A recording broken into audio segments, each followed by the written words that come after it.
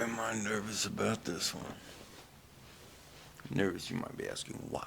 Because I've never tried to do any kind of production show about anything I've ever done. It's always been very minimal cuts, edits, and just throw it out there to see whatever happens.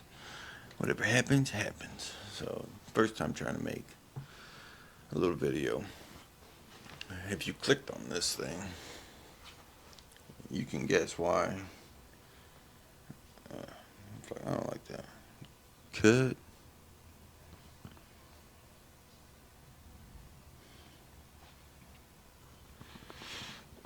I should probably have some water before I fucking talk.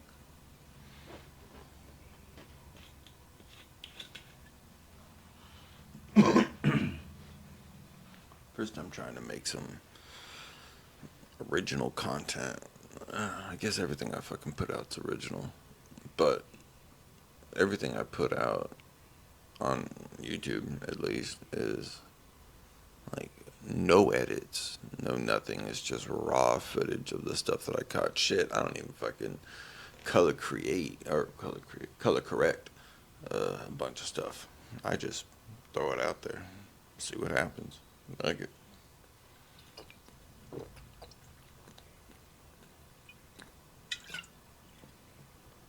I put a little bit of music. Just started trying to make those hopecore Instagram style videos with the square cut with like the fucking rounded edges or curved edges, and overlay some like music on the background or something. Just started putting those out, and started talking with this other guy, and he's like, "Man, you need to start like really enjoying editing." And fucking, I don't see myself enjoying it, but I got to learn how to do it and create stuff along the way. Why not figure it out? Oh, yeah, fuck, forgot.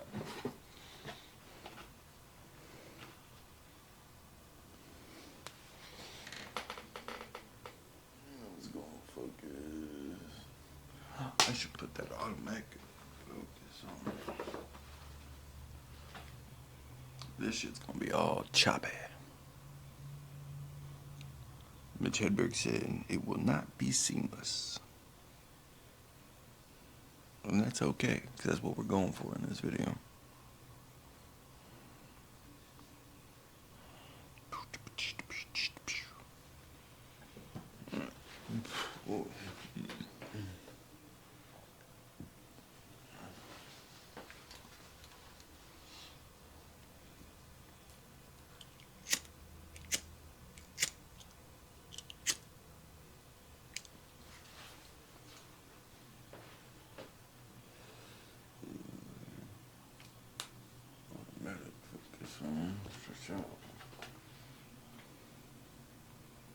Comedy iceberg. Dark sides. Take one. Well, I'm only doing one take.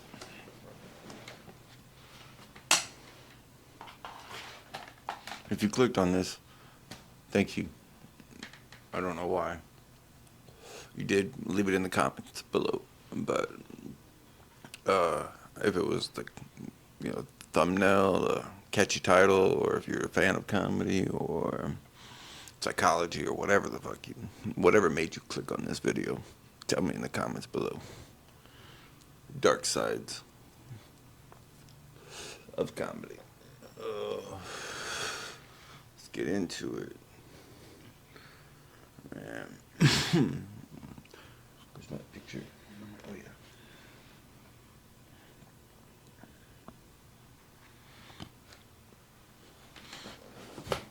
I was kind of happy with that picture. I know there's some spelling fucking errors because I'm a little bit crazy, but nevertheless, Dark Sides of Comedy, Iceberg Breakdown Edition. Boom, let's go.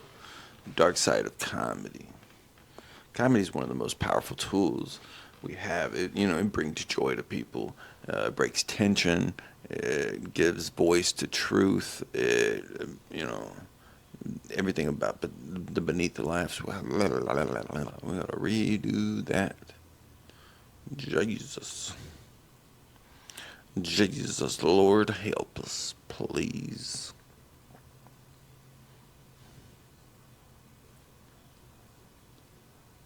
First time using a teleprompter website. I don't have an actual teleprompter, but I'm using my laptop as a teleprompter. So I kind of like wrote down a speech. I've been doing a lot more writing.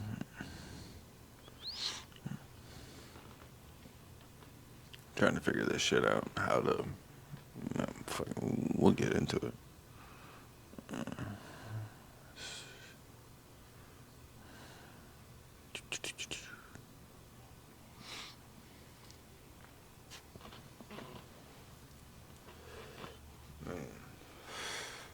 This shit is fucking crazy. Now, I just want to say right off the bat, or off the top, whatever. Obviously, well, maybe not obviously, whoever. Fuck it, start over.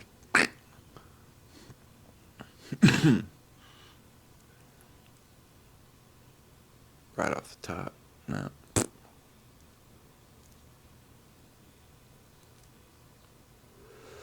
Oof.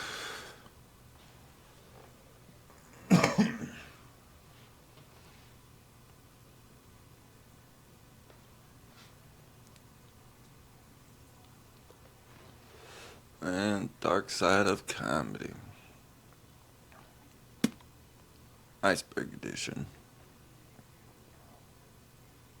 That sounds weird. Why does that sound weird?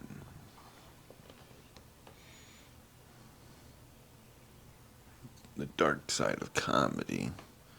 Iceberg Breakdown Edition. Because there's always layers to some shit. Everything's like an onion. This whole world, this whole existence is like an onion. You just keep peeling layers back if you want to.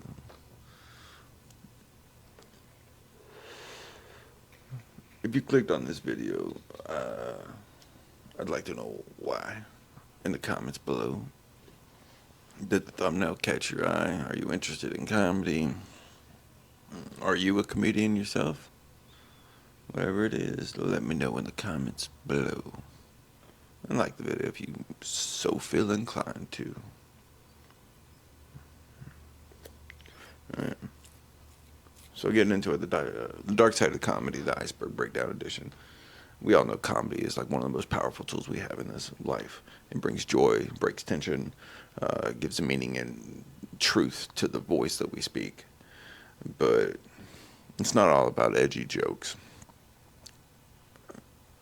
Man, I hate that shit. I gotta fucking retry this fucking thing again.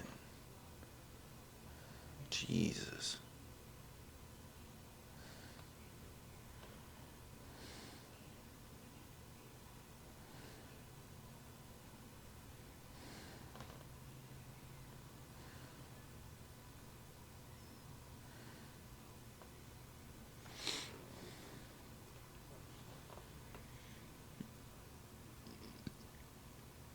Comedy is one of the most powerful tools in life.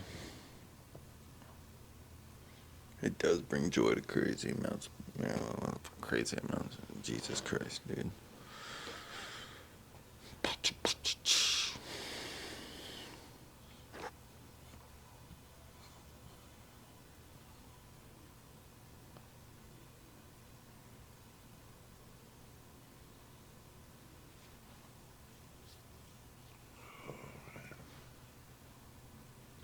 How much fucking time and battery I gotta hurry up and get this shit done. I am nervous about actually trying to create something for YouTube, because everything I have ever put out on YouTube, well, not everything, but most of the stuff that I've put out on YouTube is always just single frame shot, run and gun, go. No editing, no color correction. Try to make sure I have good audio, but besides that, whatever. Throw it out there. See what happens. But today's a little bit different.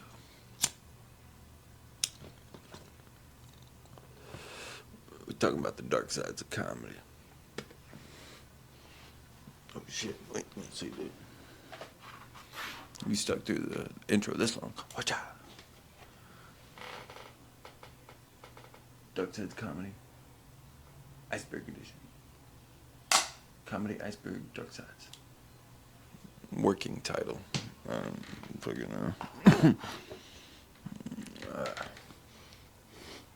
if you clicked on this video, I'd kind of like to know why.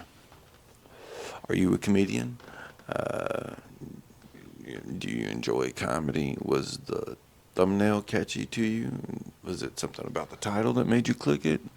Let me know in the comments below. Subscribe, like if you feel so inclined to. And yeah, I really want to know that. Like, you know what made you click it? Well, yeah, we all know surface level. No, I don't even want to start like that.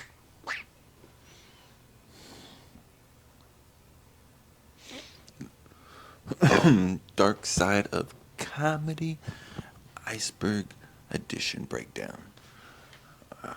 We all know comedy is one of the most important tools we have in life. It breaks tension, national barriers. It gives, truth to the voice. It's, man, it's hard. I don't like this shit. This fucking teleprompter bullshit.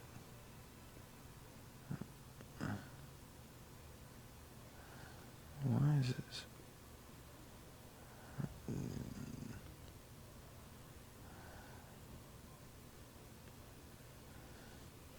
That shit still feels fucking fast. Regardless, I should have my finger on the pause play. I'm doing it again.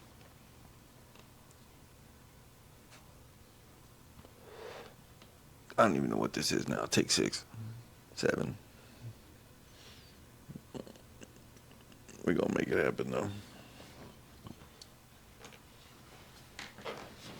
We're going to figure out how to make a YouTube video.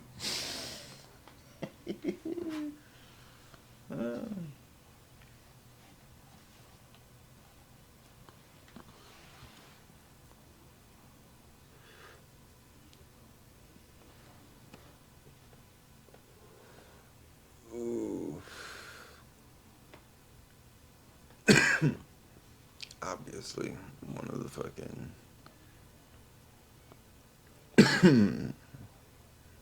dark sides of comedy is substance abuse. And it could be anything, really, substance-wise. From drugs, sex, everything in between. Gambling.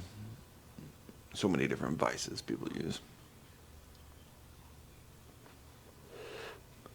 I personally feel like I am addicted to fucking tobacco and caffeine, coffee. I am one of those people that has to start their day with a nice cup of joe.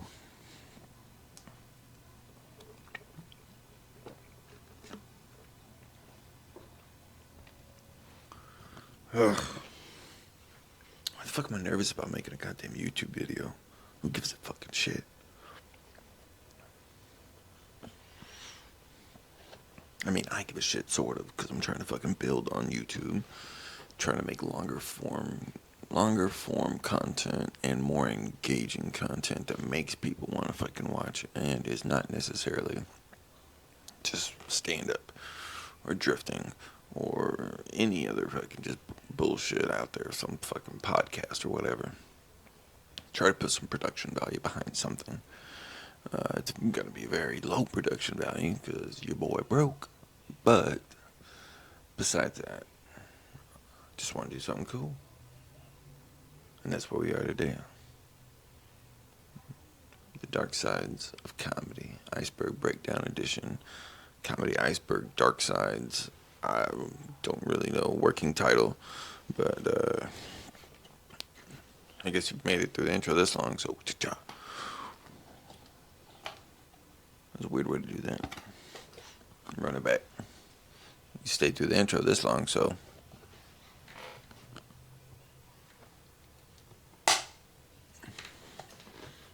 take 45. Oh man, Dark Sides of Comedy, man. Get into it. I've been doing comedy for what is it?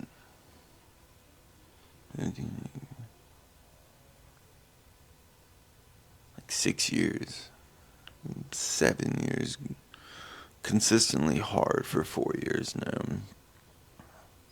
And I wouldn't even say that my level of hard is anywhere near comparable to somebody who's actually making it right now. But nevertheless, I have been in the comedy world, surrounded by it, gotten to interview countless numbers of comedians, get to talk to them, get to work with them, share the stage with them. It's fucking been a dope ass fucking ride. Got to smoke weed with Dave Chappelle. Fucking number one top highlight of the fucking comedy career so far. But we're not talking about highlights right now. We're talking about the dark sides of comedy. And I hope you saw the thumbnail and were maybe interested by it. So let's get into it. Top tier, surface level. We all kind of know. I'm not talking. Well, first off, I should say up top that my knowledge of comedy is all, English speaking, United States based. I do have some knowledge of English comedians and very little of Australian comedians, but I'm not 100% sure that all of these categorized problems, issues, whatever you want to call them, translate internationally. Just saying that across the top, up across the top, on the top, whatever. But the tip of the iceberg. Like offensive jokes, cancel culture, bombing on stage, the pressure to be funny 24/7, even when the mic's not on and the cameras aren't rolling, you still gotta be funny. The audience heckling and how you handle that situation is a whirlwind of problems for starting out in comics. Controversial comedians. Houston's got fucking plenty of them. Of course, just blanketed mental health struggles, and now within 20, where we are in life today, people are exploiting their mental health struggles for financial gain. Especially with the shows like Kill Tony and shit like that, where it's just like America's Got Talent of the worst edition. You could fucking have an awful minute and an awful interview, and you all of a sudden now get your own headlining spot on any city you want to go to. What the fuck? And there's a whole basket case of problems that comes along with that, because you shoot up to the top so quick. Fucking crazy. Loneliness, despite being the life of the party.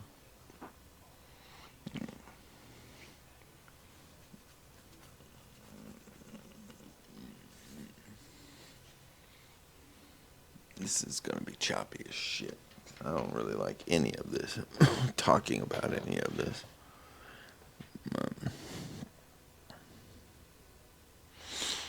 Figure it out. Let's try to run off the teleprompter right now. Try this again. The dark side of comedy. Iceberg Breakdown Edition. Intro.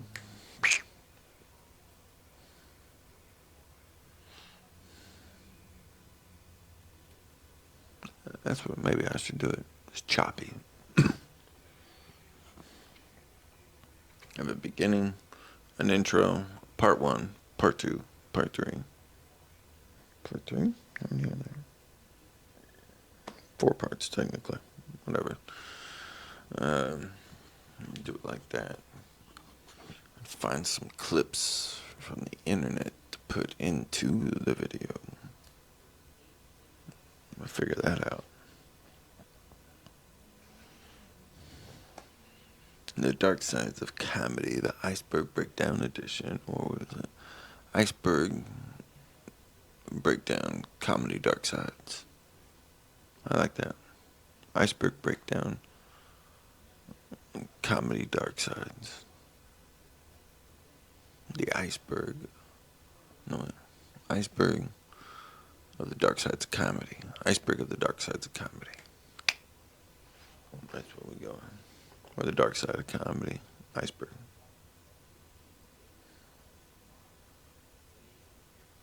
But still a working title.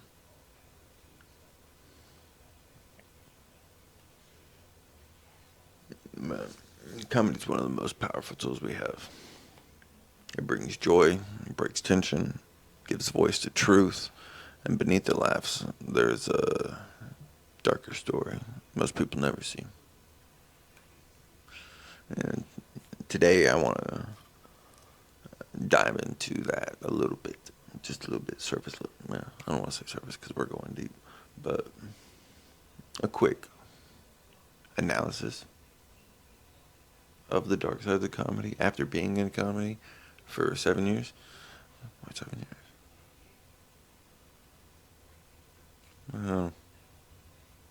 Technically going hard 4.5, but nevertheless, after being in it, being surrounded by it, getting to work with so many people, you can go through my YouTube and just, if I could check all the shit,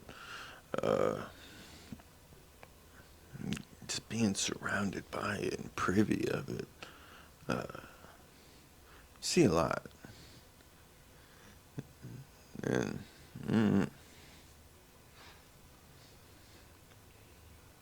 if you don't participate in, oh Jesus, I don't want to fucking.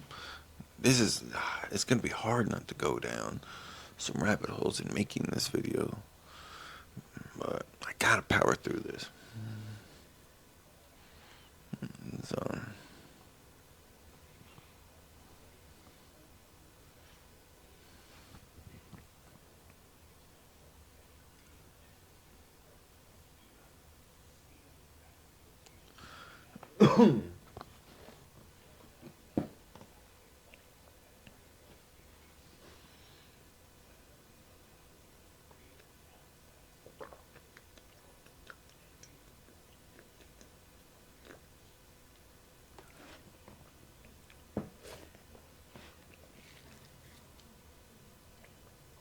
Comedy is one of the most powerful tools. Little.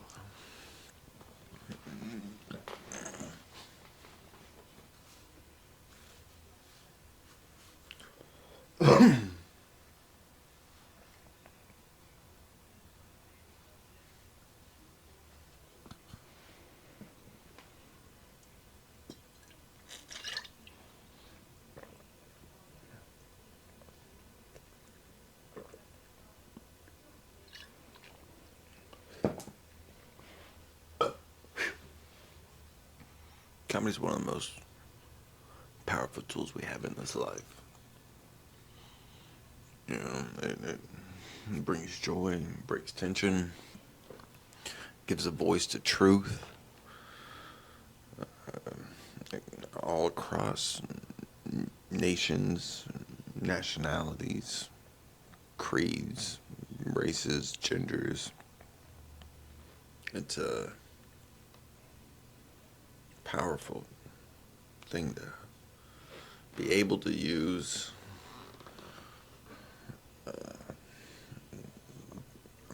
very appreciative of the fact that I've gotten this far and been able to do what I've been able to do. But, you know, just like everything good, there's bad that comes along with it. And beneath the laughs, you know, there's always a darker story most people never see until it's too late, of course. But today, I want to do like a little dive.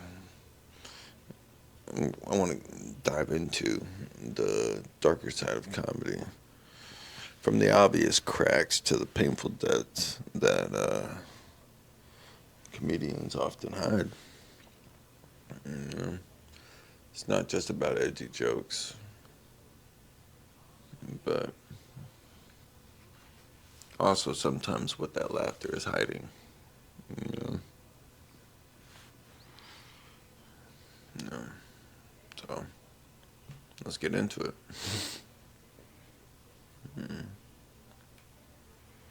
Let's start at the surface level.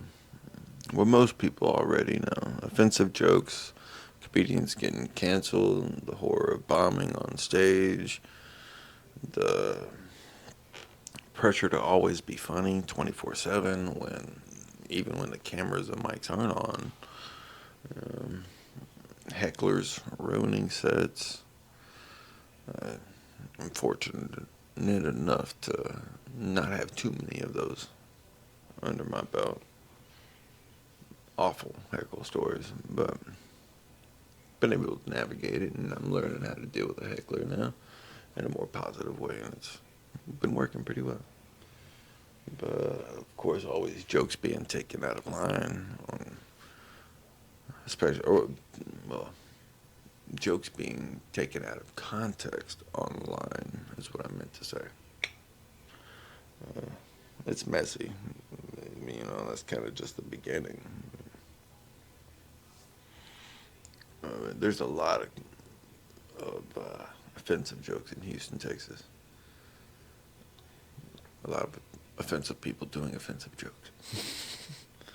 There's a lot of bombing, but there's also a lot of great. But we're not talking about the great.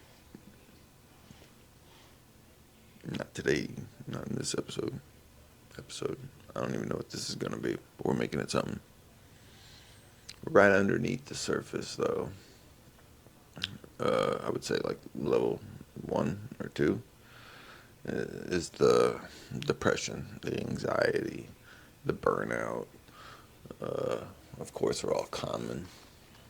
Many comedians describe feeling lonely, even though they're surrounded by fans, loved ones, people just generally adoring them. It's often.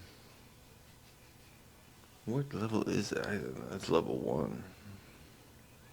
It's gotta be level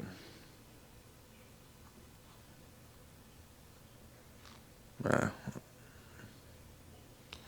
I think the tip of the iceberg and just below the surface for the graph that I'm looking at that was made, they're kind of the same. That should be the tip of the iceberg. Like just below the surface, we have substance abuse, toxic comedy club. Oh yeah, let's fucking talk about all of that. I want to, man, fuck that goddamn script. Let's just fucking talk about this shit. For sure. So, the dark sides of comedy. Iceberg breakdown edition. The tip of the iceberg I have on this graph shown.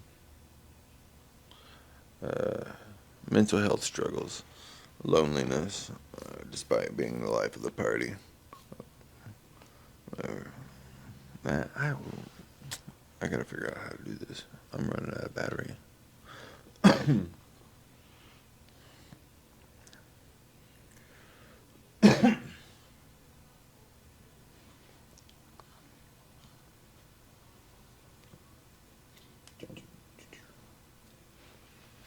How the fuck am I gonna do this?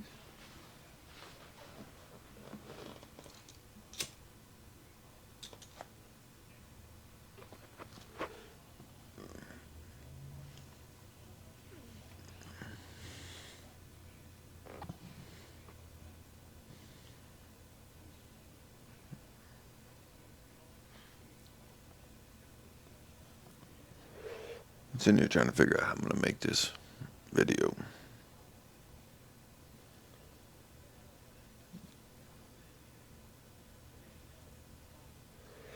It's not necessarily a pleasant video. I guess some viewer discretion is advised because sensitive topics will be talked about. Man, fuck this teleprompter and this goddamn script I wrote. Let's just fucking talk about it. The dark sides of comedy. Iceberg breakdown edition. Oh yeah, wait.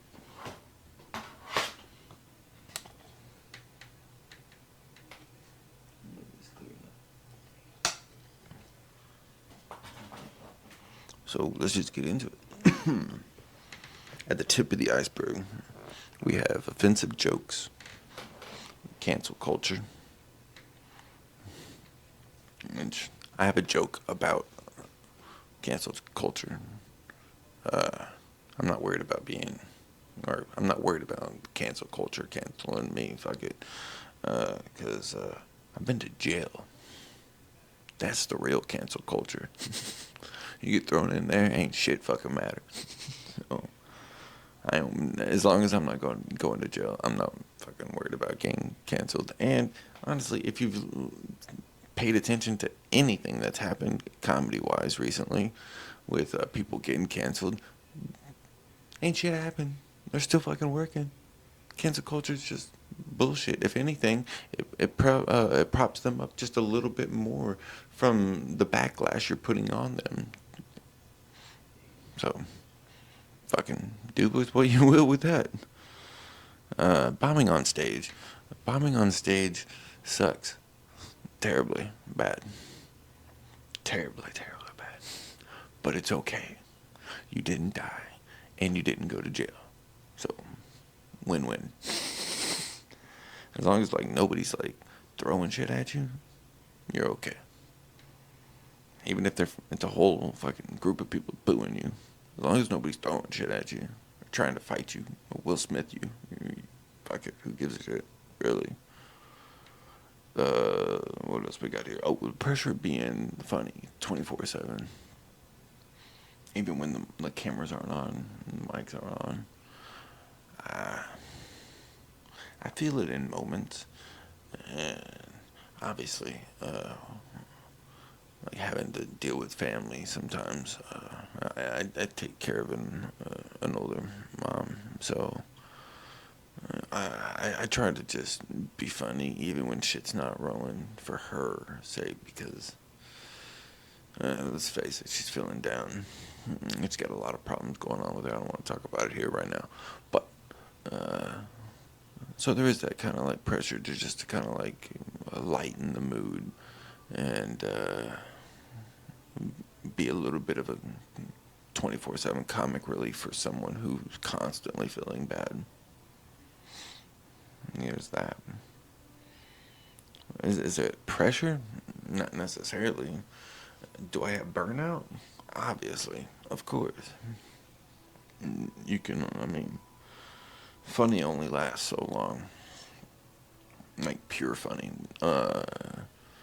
No stimulant fueled funny only goes so long. You have to go to sleep sometime.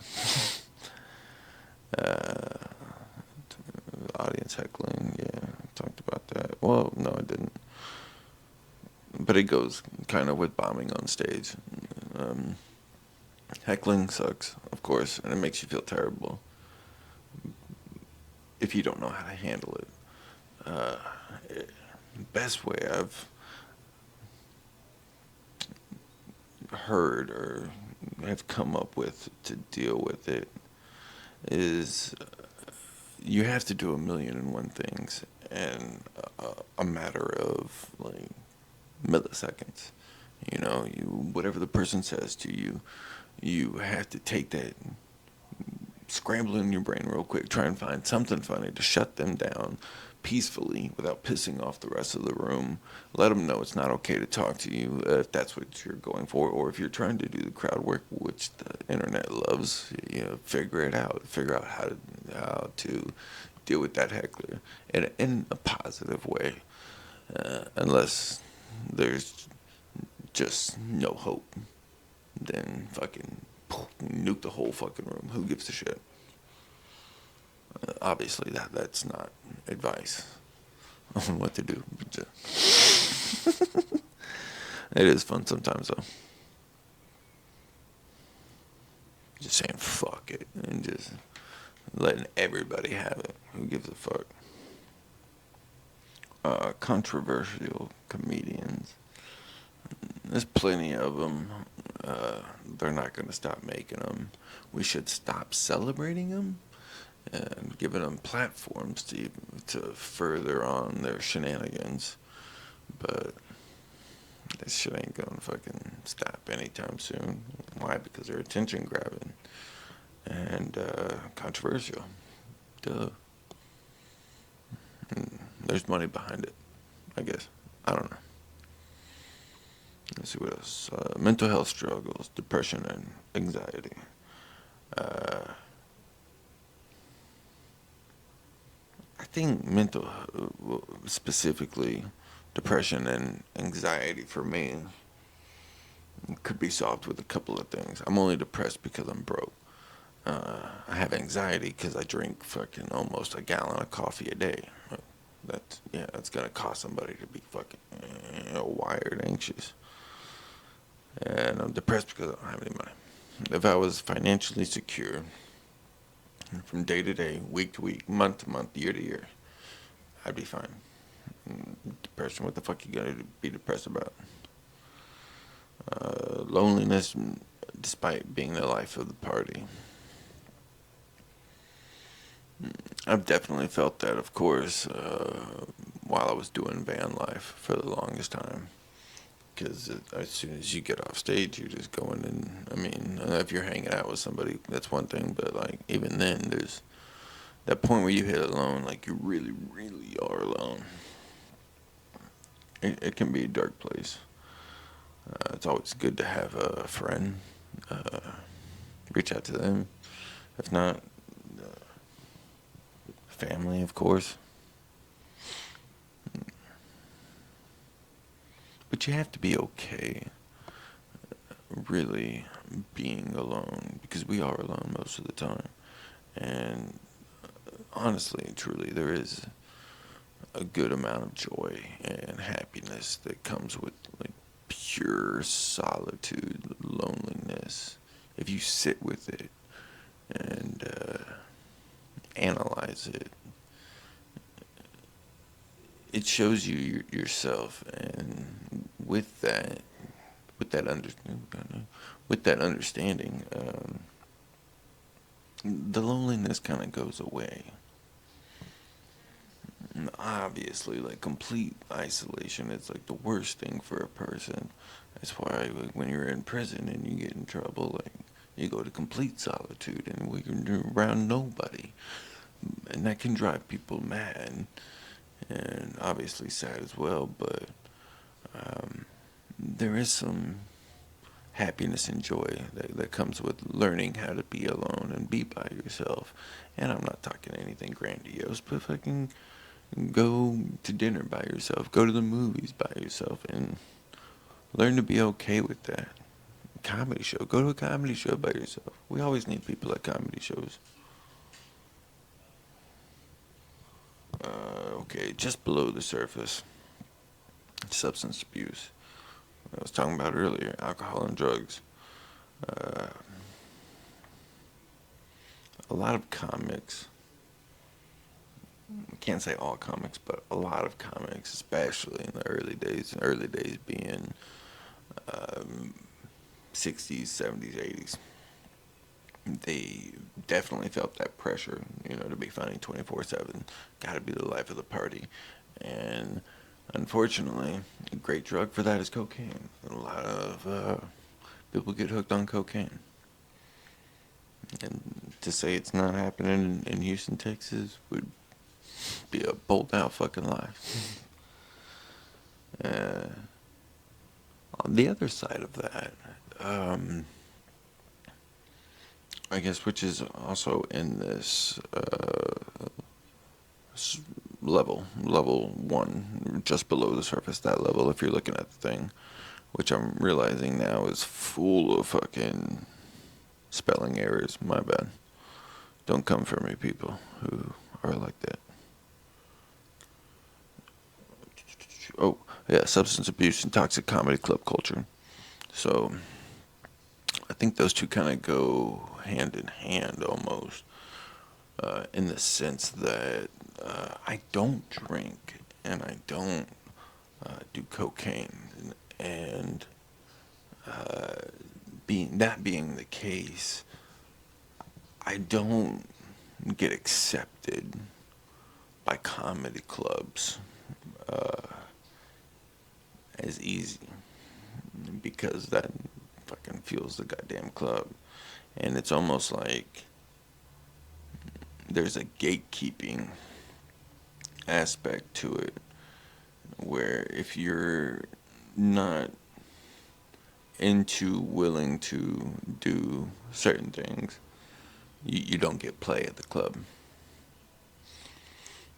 which is awful, of course. And that goes along with the next. Okay, well, the next one, underpaid, and obviously just underpaid gigs. I think that goes with like toxic comedy club culture. I should not point out a couple of comedy clubs.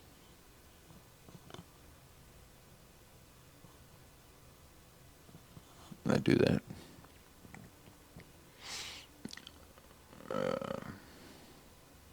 How? I mean, I get it is what it is, and certain clubs are really fucking struggling just to fucking stay afloat. They have to have like sex conventions and music, well, questionable music played there just to keep the lights on, pay the bills. Which is all fine and dandy, but the rest of the club's not soundproof and set up for that, which is kind of a fucking waste of what, like, at max $500 it would cost to soundproof the tiny fucking room they use. That's neither here nor there. Whatever. Stealing jokes and plagiarism. Stealing jokes just completely awful, and plagiarism. I see it get done, and it hurts my heart because these certain people I have in mind are getting paid, and they are traveling, and they're selling out to do other people's material. People that I know quite well have them like have their shit in my fucking mind, and to see it, I mean, they don't really get play where they're from in the city, so they have to drum up work out of state, out of town, and it works for them. But it can't feel good knowing that it's not your material. If you do jokes that are uniquely yours, in this sense, it's your perspective on something, or it's just hard to get stolen from you. I was always a personal fucking tip or whatever. Fuck, who told me this? God damn, I've met so many fucking badass comedians. I forgot who it was. Whatever. The fucking tip was, if you always write about what makes you nervous, like what makes you scared, fucking never run out of material.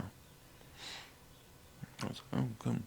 I picked that up. And so I started doing that, and that was like my first year and a half of jokes that I don't say anymore. uh, Gender, race, and bias in booking. Uh, I definitely see gender, well, gender and race bias in booking and just the club, well, in the comedy world as a whole.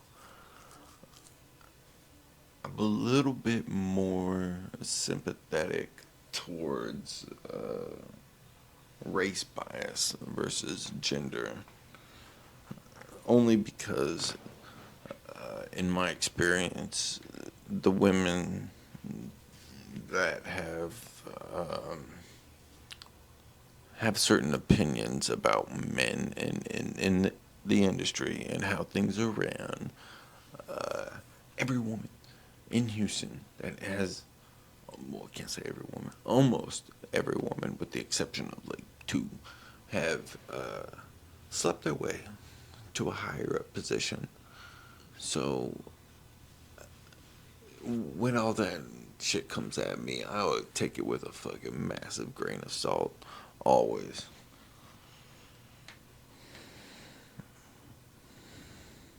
Like, big grain of salt.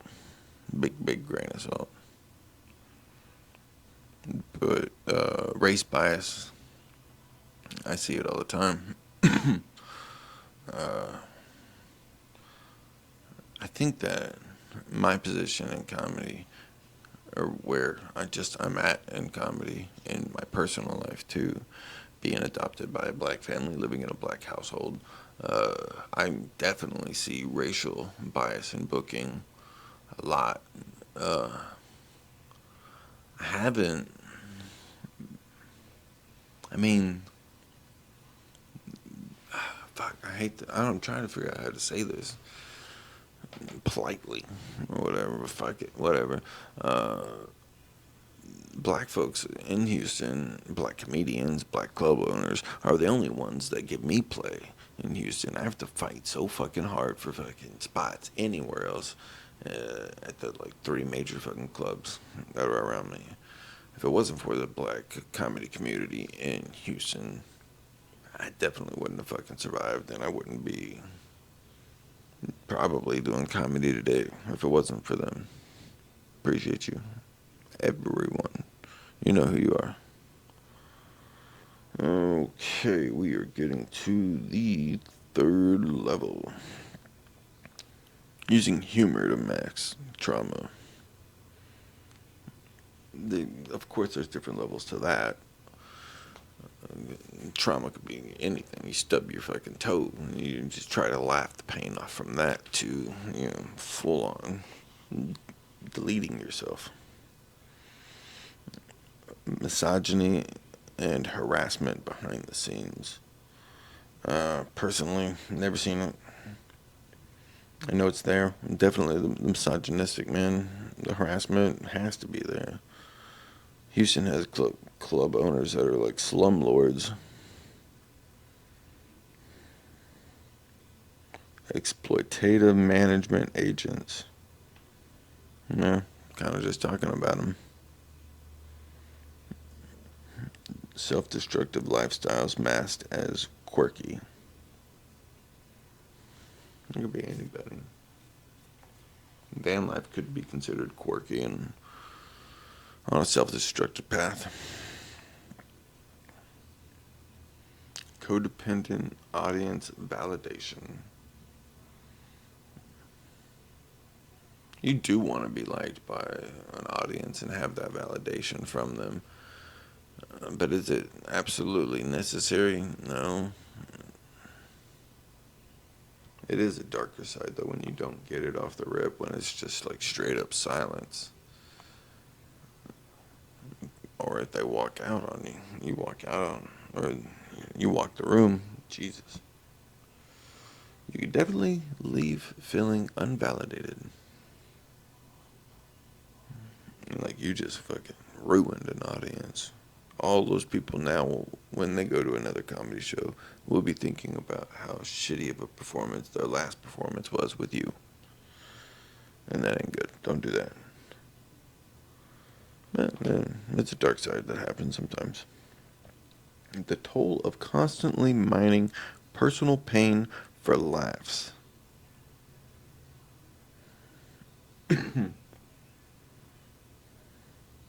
I don't necessarily mind pain for laugh. I did tell someone something the other day that I didn't think was funny, part of my past, but they thought it was. So, might make a joke out of that. I don't know. I guess I talk about the pain of others.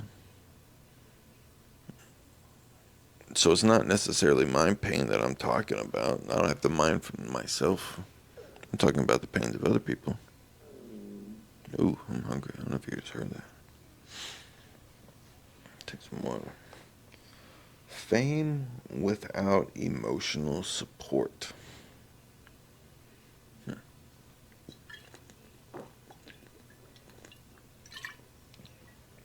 I'm not really famous, so I can't really talk about that. I can imagine it would suck, though. Especially if you did something to fucking lose the emotional support from others around you. If you were like an asshole like me.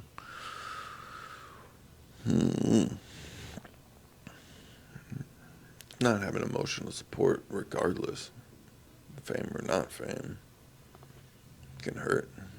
Seek help if you need help. Let's see. That was the mid level. Now we're going to the abyssal depth, i.e., to deleting yourself. Squidicides. I don't want to get flagged. In comedy, Robin Williams, Richard Jennings. Uh, Personally, uh, for me, Brian Hersey, great comedian, good friend.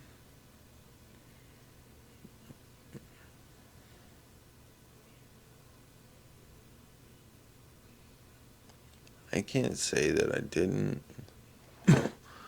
100% see it coming. I didn't think he would do it. I didn't think he was anywhere near it. But it's definitely sad. Please don't ever do that. If you're ever thinking about ending it, deleting yourself, whatever you want to call it, safely, so I don't get flagged on YouTube. Whatever you want to call it, seek help, please. I think the suicide hotline is 988 or something like that.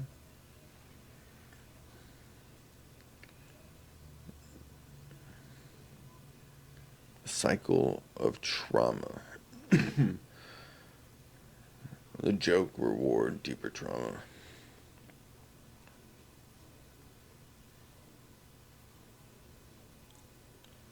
I guess there's certain examples of that with famous people.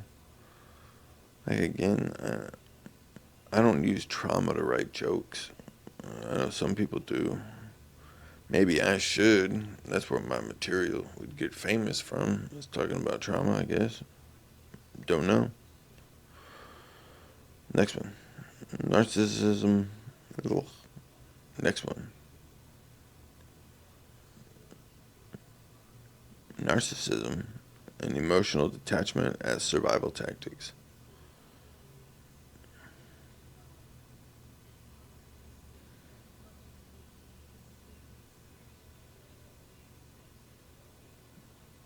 I might be crazy for thinking it, but I don't see that as a bad thing necessarily.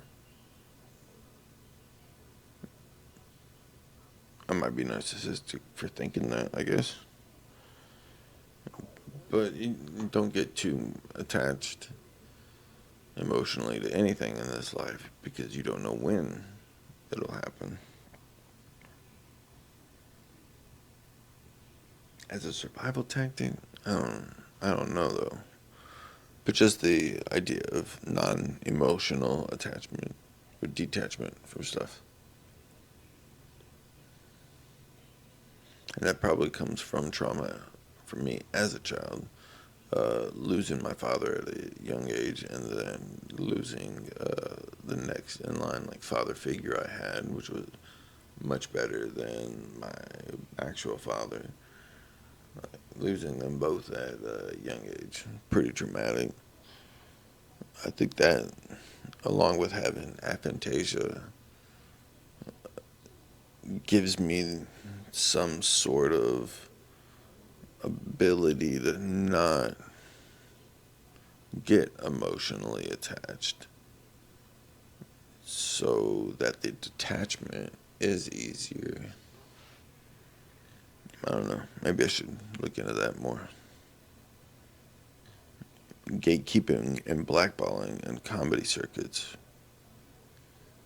See it?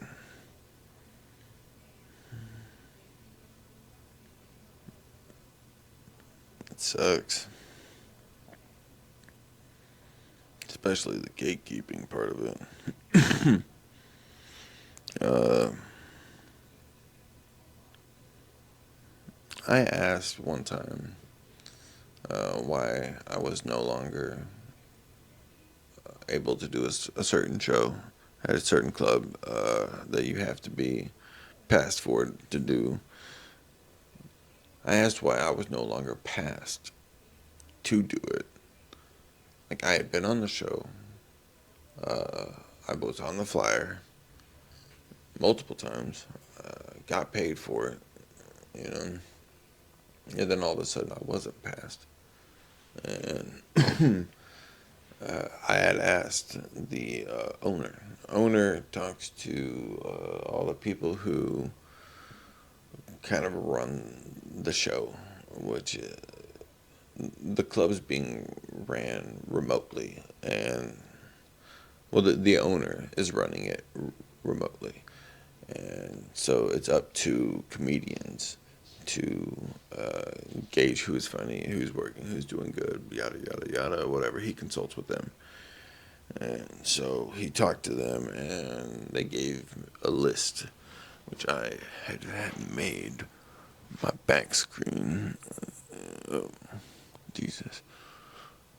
All the fucked up shit wrong with me. They told them all the shit.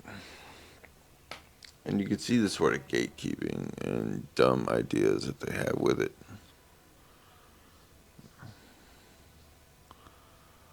So you're just exploiting others' pain and stereotypes for success. That's basically what Kill Tony is. America's Got Talent for comedy. Jesus Christ.